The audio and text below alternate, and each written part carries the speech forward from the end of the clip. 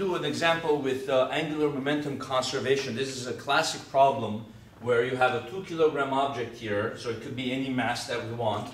The mass is going around the circle, okay, and then we have a 4 kilogram object sitting here providing the necessary force for the circular motion. So we could say such questions as, what is the V initial of the 2 kilogram? Then we could add more mass to the system. So we could add an 8 kilogram mass and say, what is the final V initial? What is V final of the 2 kilogram? And then how much work was done on the 2 kilogram by the string?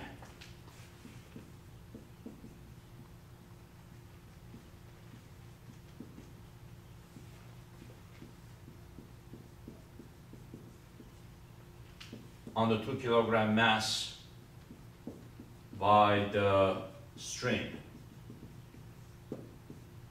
Let's start then. Let's first say you don't have the 8 kilogram. The problem will have to tell us what the initial radius of the circle is. So let's say the initial radius of the circle is equal to 1 meter. So that is known. So then you set this going over here. It's going. And let's say there is no friction on the surface. No friction.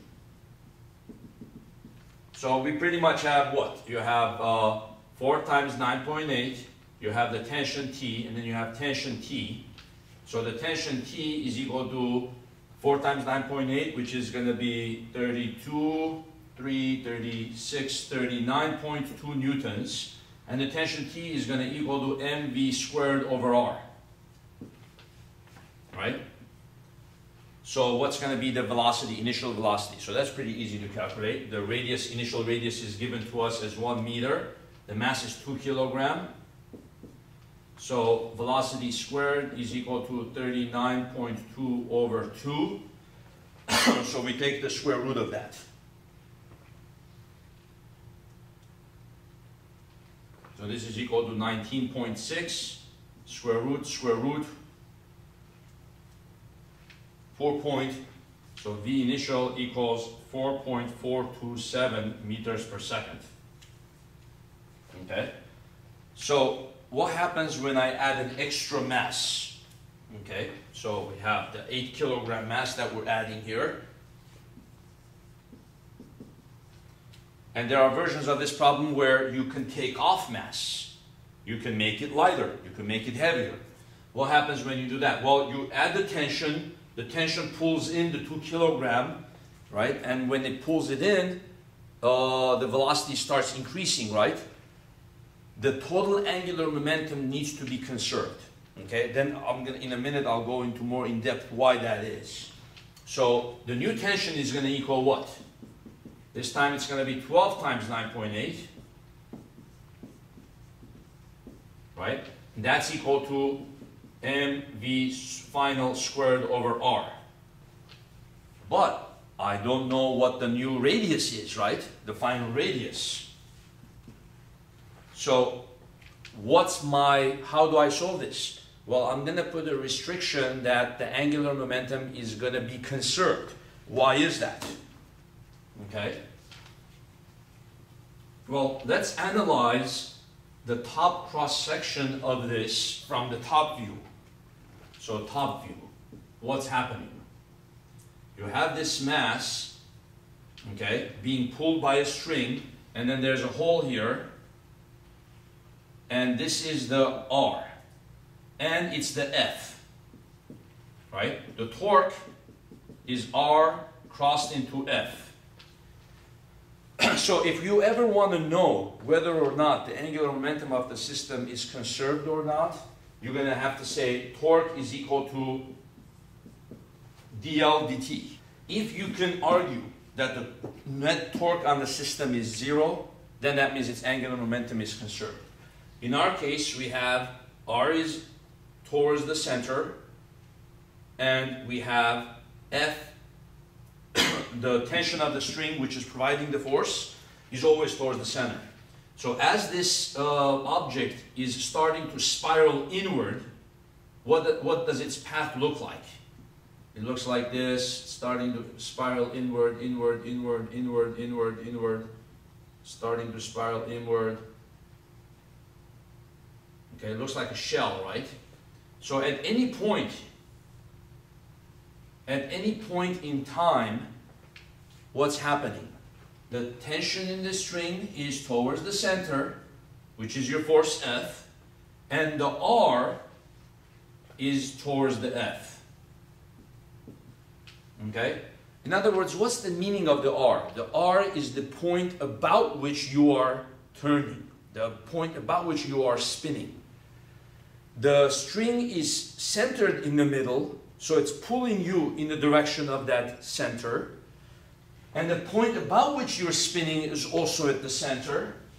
So R crossed into the tension T is 0. So we can say here the force is the same as the tension. They're always in the same direction. The cross product of two vectors that are in the same direction are 0. That means the angular momentum is constant. Okay? So what is the angular momentum of a rotating object? Well, if you look at my videos on angular momentum, you will see that the angular momentum is equal to mvr, okay, for a rotating object. We're not doing an actual object that's rotating about its own axis. We're assuming, in this case, that the object is relatively small, so we don't have to worry about its moment of inertia, and it's just like, could be treated as a point object rotating about a certain point.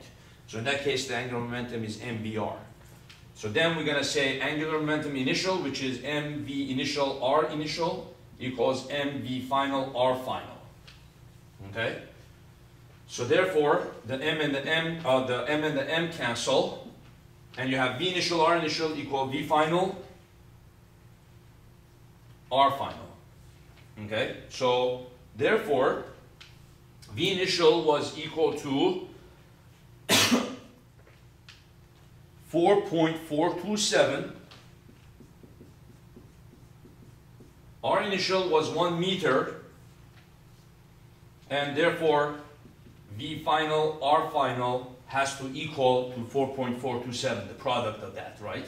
So when I'm putting here R final, let's write this in a small letter now, R final, because it's the same as this R final. If I want to know the final velocity, I can say, okay, R final is equal to 4.427 divided by V final. The product of the R and the V is constant. So R final is equal to that. So now we have here M V final squared is equal to 4.427 divided by V final is equal to the mass of the object is 2 divided by 4.427, and now the V final goes and becomes V final cubed.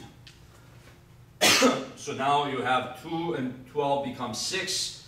So now you're going to have 6 times 9.8 times, and then you're going to have to bring the 4.427 over here, cross multiply, 4.427.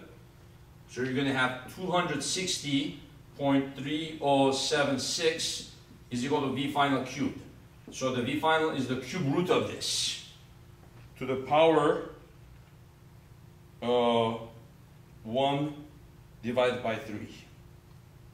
So V final is equal to 6.385 meters per second. So you see the final velocity has increased, the R has decreased. What's going to be the R final? R final has to be the ratio of 4.427 divided by the V final, right? So 4.427 divided by this answer, 0.6933. And therefore the mass comes in. The product of the two must be constant to conserve angular momentum.